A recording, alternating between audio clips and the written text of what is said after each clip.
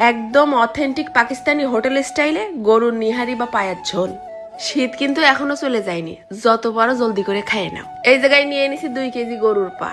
দোকানদারি ছোট ছোট করে কাটিয়ে দিল, বাড়ি নিয়ে এসে খালি পরিষ্কার করে ধুয়ে নিলাম। ফার্স্টে আগে কড়াইয়ের মধ্যে ফেলাই দেবো 1 মুঠ খানিক দামড়া কাটা পেঁয়াজ।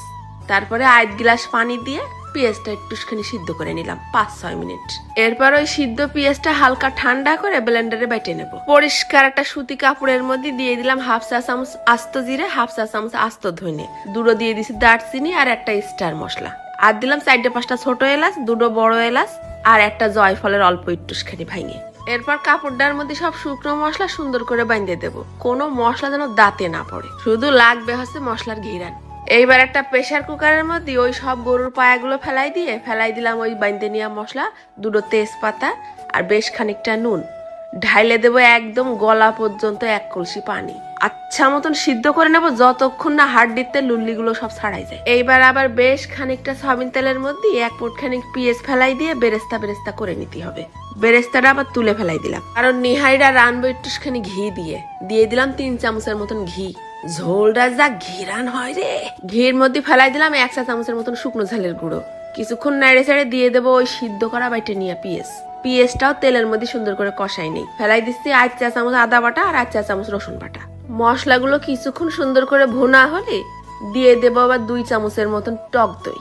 যেই সব সুন্দর করে নেড়ে চেড়ে তেল উঠা ভাব হয়েছে, তখনই ঢেলে দেবো ঝোল সহ সিদ্ধ করা নিহারি বা পায়া। এই সময় কিন্তু আবার বেশ কিছুক্ষণ জাল করে নিতে হবে না।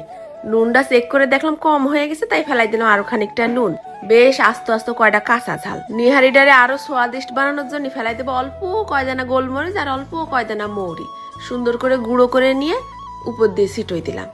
তারপরে দিয়ে দিছি পেঁয়াজ বেরেস্তা আর বেশ কিছু আস্ত আদা কুচি আর অনেকখানি ধনেপাতা কুচি। নিহারিটা যে এত টেস্টি হয়েছে মাশাআল্লাহ, গতানুগতিক স্বাদের থেকে সম্পূর্ণ ভিন্ন।